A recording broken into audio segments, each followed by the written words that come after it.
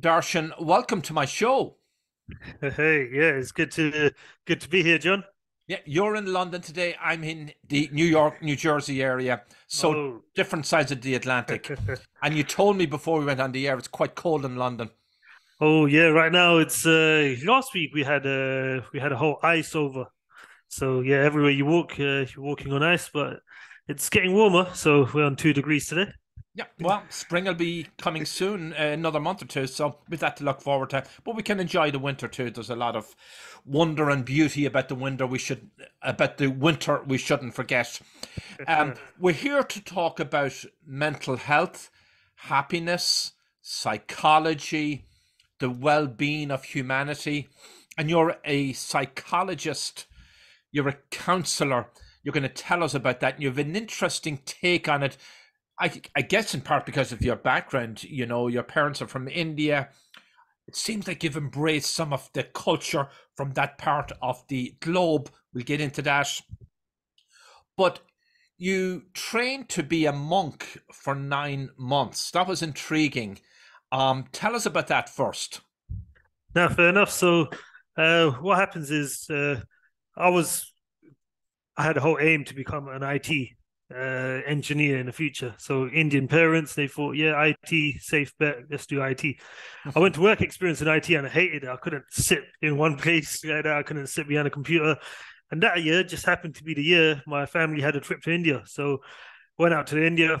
There's something called an ashram, a hermitage, where all the monks, where that's where they live. They do yoga. Went there and just got so inspired by everything there. So got inspired to change my career and go into psychology. Uh, I met a I met a psychology trainer out there. He's a yogi. He told me, "You go off, you do your degree, you study psychology, then you come back to us, and we'll see what the differences are. We'll see what you guys learn, and if it's as good as what we know, that type of thing." So yeah, I studied hard after I just hit the books, extra time in the library, studied psychology 5 years, and then it was always in the back of my mind. After this, go to India, train up, go to India, train up, and then yeah, it was 5 years up. I went to India. I thought I had all the knowledge that I needed to, done the whole degree, had the ego essentially, and then oh boy, these guys are tough out there. So the yogis, the level to which they study, the level to which they memorize a lot of these concepts, the ability to ask questions and decipher questions. Oh yes, so I spent a lot of time training up, and it all revolves around self mastery. Can you focus down your thinking? Do you know how to speed it up, slow it down? Do you know how to stay in a good state? Do you know how to be unaffected by the influence of externals? So yeah, all of that training up, and yeah, done the yoga, got myself healthy again, and yeah, that's the whole side of things when it comes to being a monk, essentially. Yeah, and when I think of a monk, I always think of isolation, living away from big cities, you Yeah. know, stuck in a cave even. So yeah, there's an element of that, but what happens is in terms of these monks, they work for the institution that they're a part of. So the they're all charity institutions. They'll go around. They'll do social reform work. Help. They'll help other uh, poorer areas in India. They'll go out do institutional work, but the center of it's heavily meditation based. Yeah, so there's when you're in training, you're heavily isolated. Yeah, you don't get to talk to no one. You just no phone, no connection out there, Yeah. and you got to. Some people call it boredom, and some people call it the most exciting thing ever. So, I thought it was boring when I started, and then it's like, oh yes, I get to be alone today. And then you come alive, no distractions, no phone, no TV, no one to gossip with. It's just you're just with yourself, and it's like, oh wow, yeah, today's gonna be a good day. So isolation, that's a very interesting thought because um, a lot of the world's religions have that in common, isolation, meditation. And because we're talking about mental health, um, the ideal of good mental health, I assume, is happiness.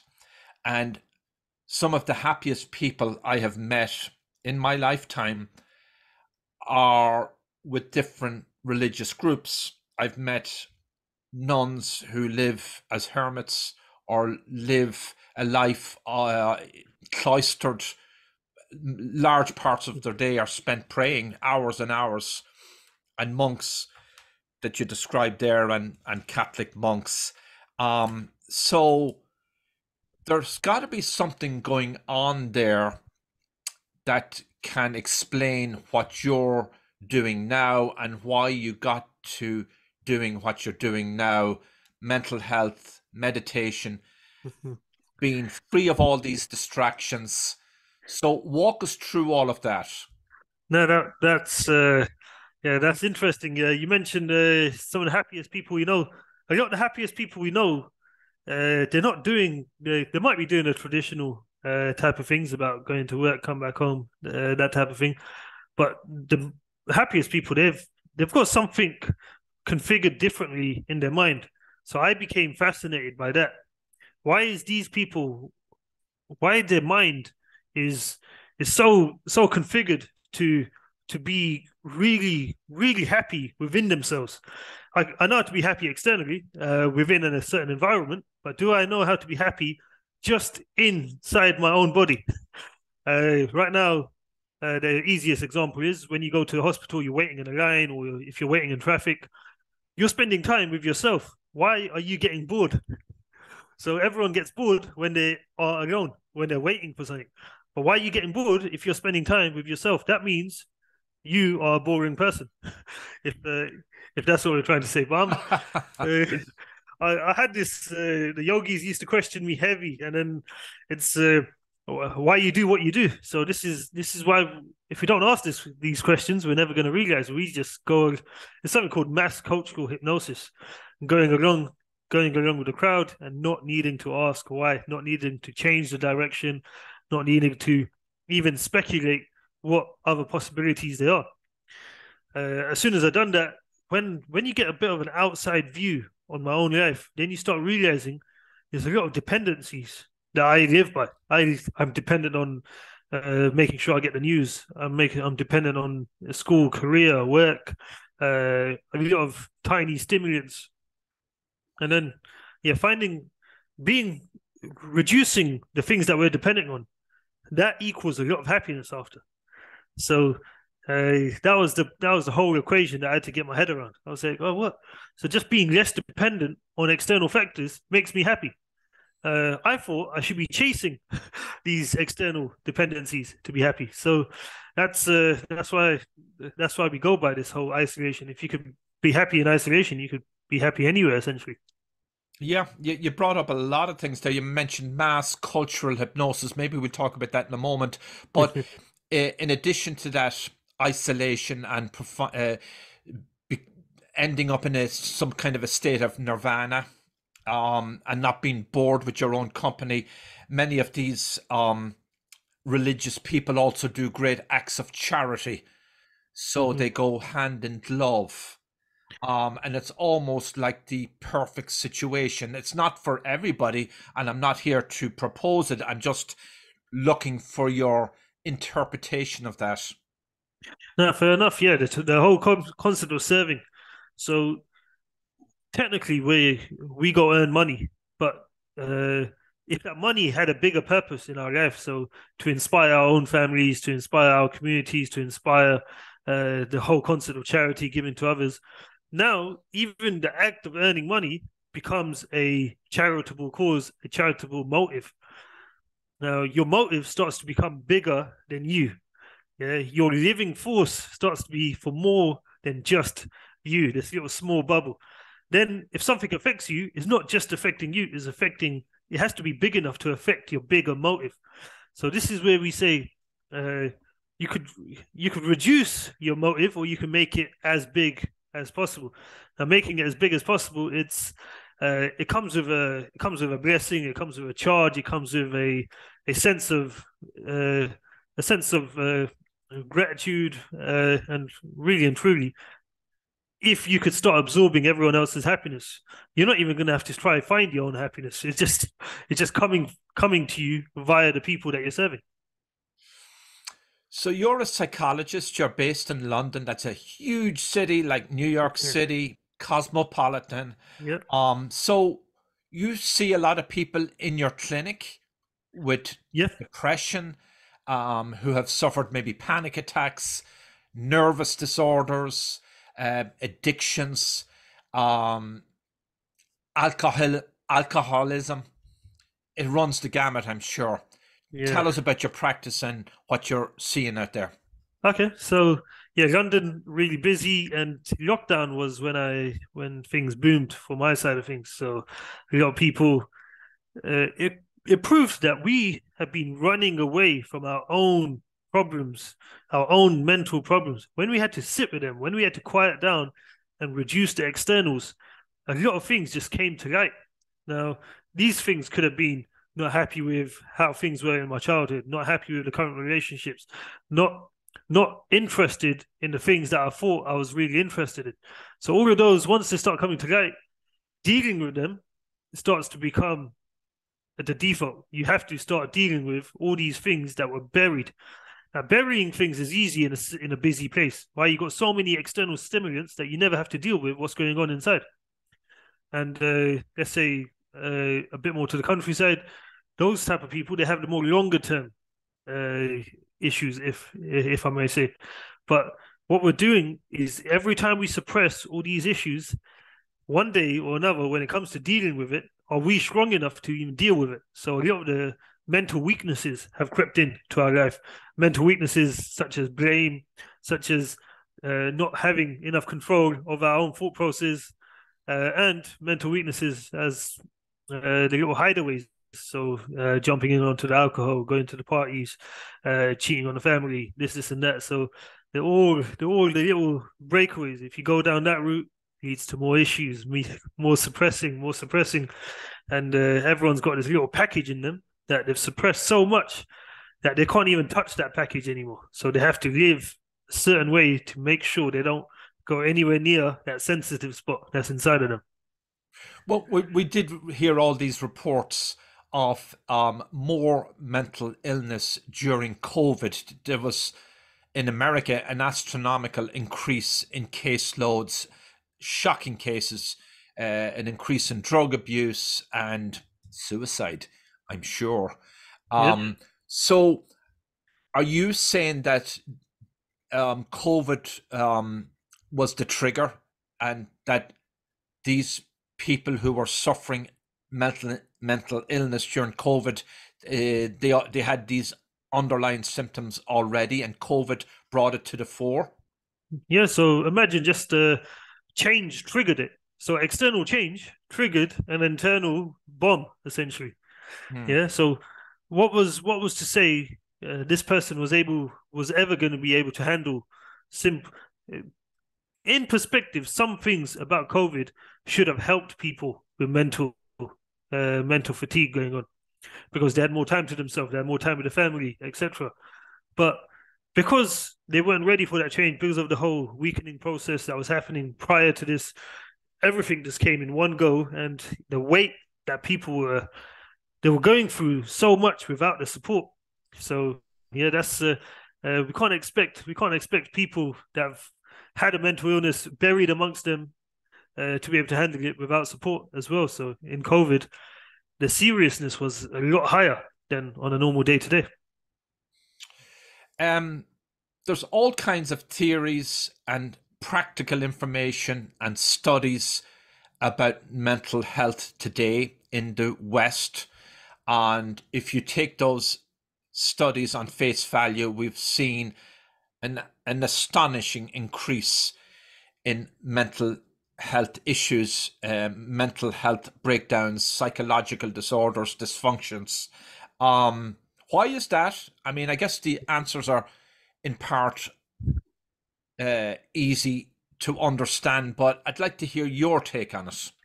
Now, fair enough. So uh, you've got the external support factors. Now, back in the days, yes, communication. So your family and your cousins and pretty much your whole community used to live local.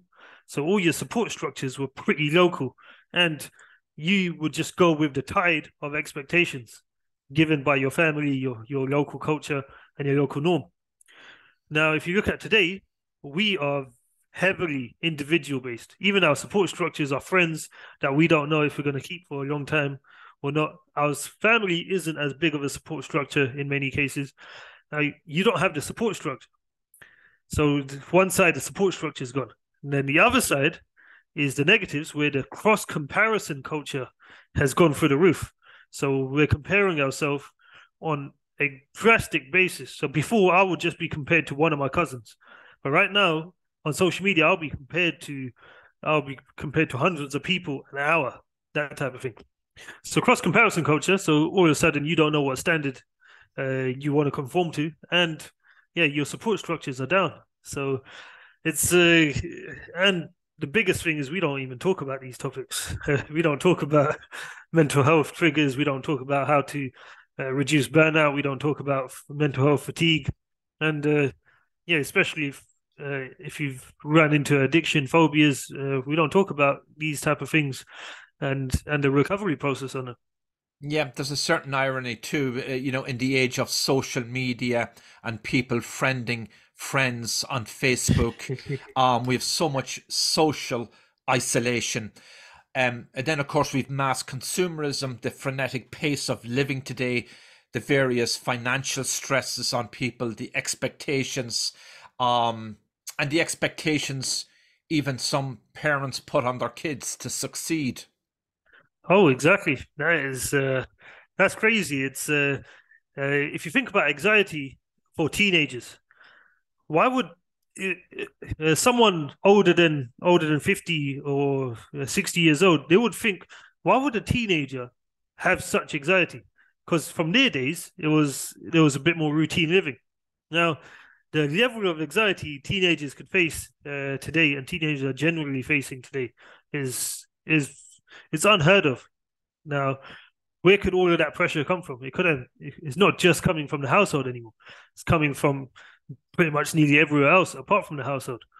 And yeah, if you start living with a mental weakness from ages below 13, it's you kind of adapt it as a way of life going forward for the rest of life. If you don't get the help that you need, it starts. They say anxiety takes 7 years to clear on your own, but with a therapist, it could take between 7 to 30 minutes to clear a long-term anxiety issue. So yeah, it's one of those, man. They'll just live with it. They'll just carry on living with these little issues that have crept in from a young age, and just carry on living with it until one day, if the family situation changes, something like COVID comes along, all of a sudden brings everything to light. So you're saying a therapist can talk that person out of their anxiety if it's done right. In the West, we have all this reported cases of anxiety and mental disorders. And then you go to Eastern cultures or more traditional cultures. We hear less about that, which is always interesting and fascinating to me. It's almost like in the West or in maybe less developed societies, they're happier and they're dealing less with it, or maybe it's just not reported. But my question really is, do we idealize perfect happiness in the West and confuse happiness and sadness and normal human reactions with depression? Oh wow, yeah. So the happiness topic. That's the topic, hey. So no matter who you ask, why is the explanation for what is happiness different? So it's we're just not talking about it enough. So otherwise, everyone would have got a idea of what is happiness. Now, depression we know is just not happy, but we don't know what happy is yet. So no matter who asks, they will say something along the lines of a package of hope. So, oh yeah, happiness is me driving my car, enjoying this, enjoying a family, having this connection, that connection. Yeah, they'll package up a vision essentially. So that would be happiness. Now in the East, happiness is a state. If you're actually happy, I can't I can't swear at you or annoy you in traffic to break that happiness. Why? Because happiness is your natural state. So your natural state is your level of happiness. So that's the whole Eastern perspective. Now the Western perspective is a bit of the element of chasing happiness. So it's question like because the soul is such a vague term now. Yeah, Happiness has become so vague. yeah, Everyone's perception of it, everyone's die-hard definition, it's too questionable. So what we do with depression is we make you stop doing stuff that's making you sad, and we start making you do stuff that's making you fulfilled. Why? Because when you're fulfilled, you're not going to question what's making you sad because you're fulfilled now. So essentially, what we're doing is telling them not to be sad. Yeah. So it's become a bit too much of a pattern. You can see it on the marketing companies. What are they doing? They're using clickbait to make you feel that something's going to make you happier. Something's going to make you richer, therefore make you happier.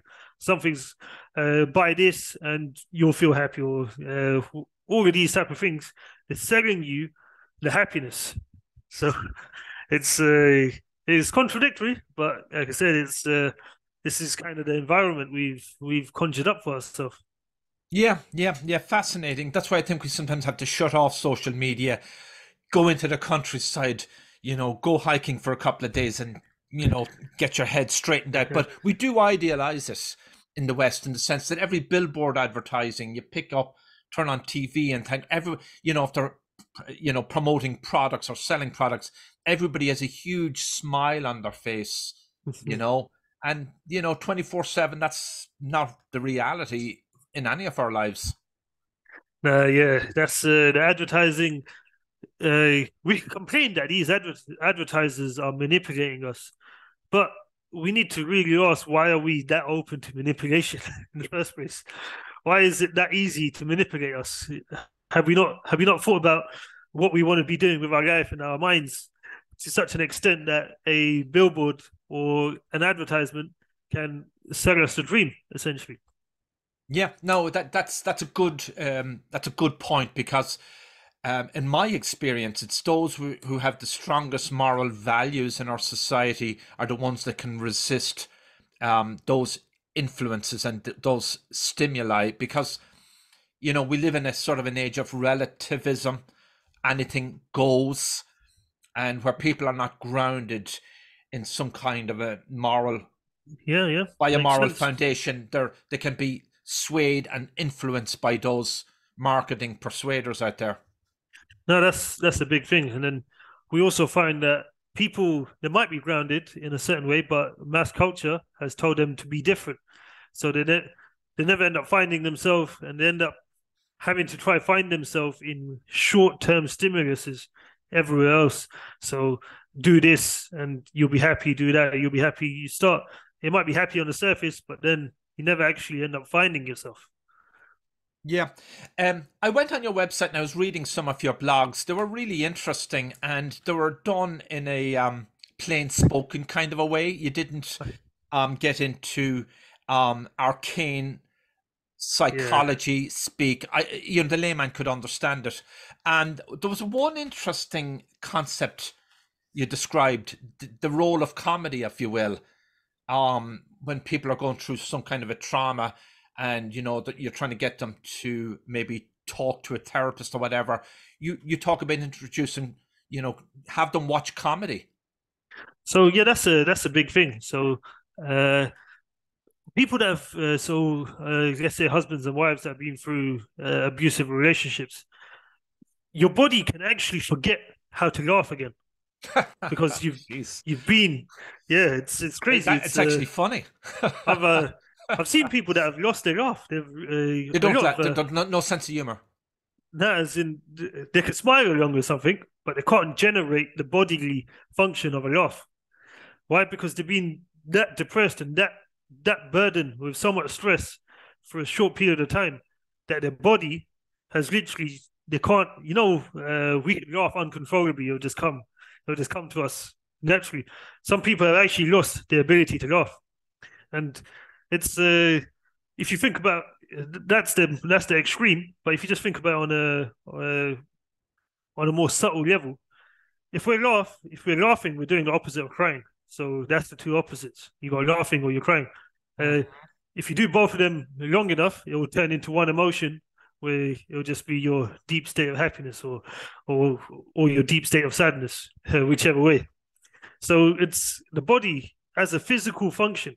If you start doing these physical things that are linked to happiness, your body actually generates those type of chemicals, and so you're good to go. There's a movie called Apocalypse Now.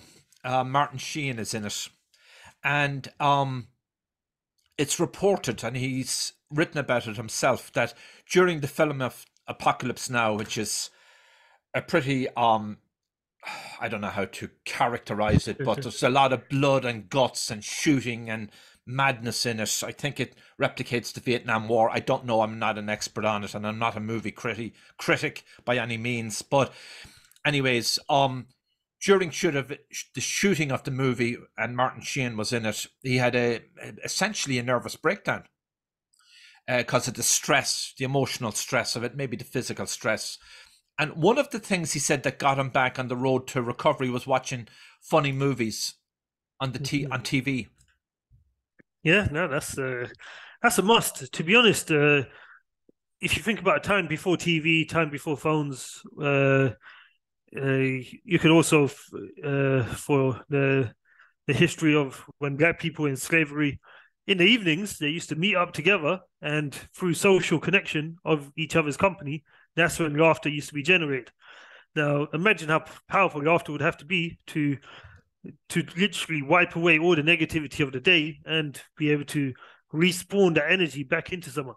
So laughter, essentially, if someone isn't laughing enough, that's an alarm. Essentially, you have to make sure that gets sorted. So whether you have to force the laughter, whether you have to throw in social situations, but the body should be generating that emotion. And some people got a habit of getting angry, so that anger builds up from 10 different situations and comes out in one go. If you introduce laughter to that, they don't need to use anger to diffuse that energy anymore. You have a statistic on your website that 35% of the population have had some kind of a panic attack. Yep. Is that a Western statistic? So that was a UK stat for panic attacks. That's at one point in the life. I think there was a more confined stat per yearly for a yearly rate, but panic attacks have become a lot more common as well. And panic attacks, the thing is, something mentally can affect the body physically. Now, we fail to realize that relationship between the mental and the physical, and therefore we're happy to abuse ourselves mentally and not realize that actually physically this is taking a huge burden on us, and it could go to the most extreme extent of having an attack. Yeah. Amazing, really. When you think about that, you think about man during the cave age facing so much imminent threat from all kinds of raw nature around him. Of course, there was nobody there tabulating level of mental health at that stage. Now, fair enough. Yeah, in extreme parts of the world, we could see a bit of that happening. I was in the Himalayas. I saw people that just live and in one mountain to themselves. They've got a house on the mountain, and the rest of the mountain is theirs, type of thing. So tigers, any other animals can live there fine as well. It's that concept that your body will adapt to whatever you make it adapt to, but the adapting part happens mentally. So we are adapting ourselves for high social pressure. We're adapting ourselves for various other forms of stress from work, and our body is getting tighter because of that. Our bodies are not as flexible, are not free, are getting tired a lot faster. So it's our bodies are definitely taking the hit. Yeah. What's your view on the role of medication with mental health? So medication doesn't fix the thought process. Medication fixes the supply of energy going towards a thought process. So now if someone is out going on a rampage when it comes to maybe hitting their spouse at home, or really going into a behavior mismatch, we would say get the chemicals involved until someone can help them realign the thought process. But the bottom line is always going to be realign the thought process. If you use medication to help you realign the thought process, you could use medication to numb down the amount of energy going to the mind. You could use medication to increase maybe the happy cells going on, so the whole dopamine supply, get the whole serotonin going. You could use chemicals to do that, but essentially the bottom line is if you realign your thinking, then there's a long-term solution out of it. Otherwise, yeah, you can't depend on medication for too long. Yeah, because there are a lot of experts out there who say that there's way over prescription of medications. It's way overdone. Crazy high. Yeah, I believe they sold more antidepressants than paracetamol than aspirins last year. That's So extraordinary. no, it's crazy. Yeah, it's and they're expensive. They don't come cheap either. Yeah, So it's quite distressing. And the other issue we're grappling with on this side of the water, in the United States, is a fentanyl crisis. There's a massive drug epidemic throughout America, especially in the heartland, and in many of these communities, they're economically depressed. However you define that, I mean, economic depression today is not what it was maybe 50 years ago. But yeah. regardless, there's a soullessness in some of these communities. There's a lack of purpose.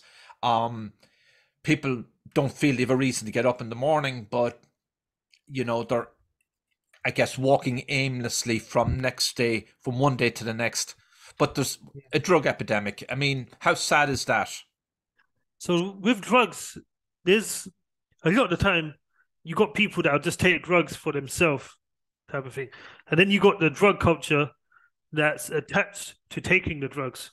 Now, I believe in America, there's a lot with this whole concept of drug culture. Yeah, there might be social circles attached to that drug culture. There might be profits, etc., attached to taking that drug. Now, that in itself, that's a social issue. Then you got a psychological issue with the actual addiction to the drug. So tackling that's one thing, and then the whole social culture, that's a high scale issue. If you think about it, that's a growing. They're going to recruit more people. They're going to want to suck more people into that social culture of taking the drugs, and fighting that, you've got the educated side of things, and you've got the non-educated approach. So it's about how you approach the big burner of society, which is the social culture around drugs. Yeah. Give us a quick summary or a profile of your clients, patients that you see. Okay, so every psychology will tell you majority of the clients come to us because they're just struggling to live at the moment. They're struggling just with standard life. If we find that out, we make sure that the client knows that the scale of the issue is just to do with the formalities of life. Now, once the formalities of life, if we know they're sorted, if you're still struggling with a mental health issue, that's when we dive in to say why this mental health issue exists and how are we going to use this pattern of your thinking. Your thinking has a pattern to it. How are we going to use this pattern to better help you achieve any goals? Now, a lot of people, they don't come to me with goals. They've been so sucked out of the ambitious aspects of life that they don't have that will to live. So all of these things we have to get them up and running. And when it comes to the mind, that's where we jump in. So my job is to jump in. Anything to do with the mind, I have to make sure that it's going to help you rather than work against you. If you find your mind is working against you and you want to do all these big things, oh yeah, that's calling for depression to come your way. And if you find your mind is working against you and you've got challenges in there, that's going to build your anxiety and start layering up your anxiety as well. And by the time you get to someone like me, because you're not aware of it, your real cause of anxiety is 10 layers down. But you think it's just this little one person causing you anxiety. Then you have to dig in. That's a whole process of itself, and until you're fully free, something like that. What's their social and economic background? So social, in terms of the clients that I take on, Yeah. So right now it's very much lean towards teenagers. I'm getting in at the moment. So teenagers is a huge growing market in the UK. Wow. The stresses that they encounter, the way they bring it home, then the parents get alert. The parents will ring someone like me because the teenager is not going to contact me directly. And if they go through common support structures that are out in the UK, they struggle to get the help that they need. And a lot of these people are suffering in silence, essentially. So picking them out, finding out what's wrong, staying in their room too much, being on social media too heavily, in terms of educational stress, and then when life does hit them with a situation, they go way too low to even self-sustain a solution for them. So that's where I've been kicking in heavily. And there used to be that statement: the richer you are, the more problems you have, that type of thing. But then uh, it's it's become a lot more of a level playing field these days. Everyone's looking at the same things on social media, so therefore they're being molded into the same, in more similar personalities, more similar type of thought processes. Darshan, did I pronounce that correct? Oh yes, yeah, that's fine. Yeah. Good. That's good. We're almost at a time. If you were to sum up and describe, in your words, the road to good living, to good mental health, and to happiness, what would they be? No, it makes sense. So everyone's got their own challenge in life. Whether you've made your own challenges or whether you're making them up as you go, or letting life throw life's challenges at you. There's the two types of people. There's the prepared, and then there's the one that gets hit by the challenges. Every time you get hit by the challenge, you're knocked off. If you have a support structure in place, if you have guidance, if you have a bit of a trending topic to focus on, you'll you'll get by. But the prepared individual, the prepared one that's going after the bigger challenges and really toughening themselves up, learning about their own processes of thinking, that's that's what I like to promote essentially. Learn about your mind, figure out how you guys have a style to yourselves. So make sure we know that and we keep building that. Otherwise, if you're not building something, you're kind of waiting for something just to be tested. So all we do, we carry on building it. We put ourselves through a bit of strain, keep building our style of thinking. If I'm a up out personality, talk openly, that type of thing, really expand on that and build it. The same thing if I'm a sit at home and don't like to talk to anyone, but I like to get knowledge in a certain way, etc. I like to face up to these type of challenges. Find out your style and really nurture it. Darshan Pindoria, thank you. It's great being with you, John. It's I definitely like your style. Everything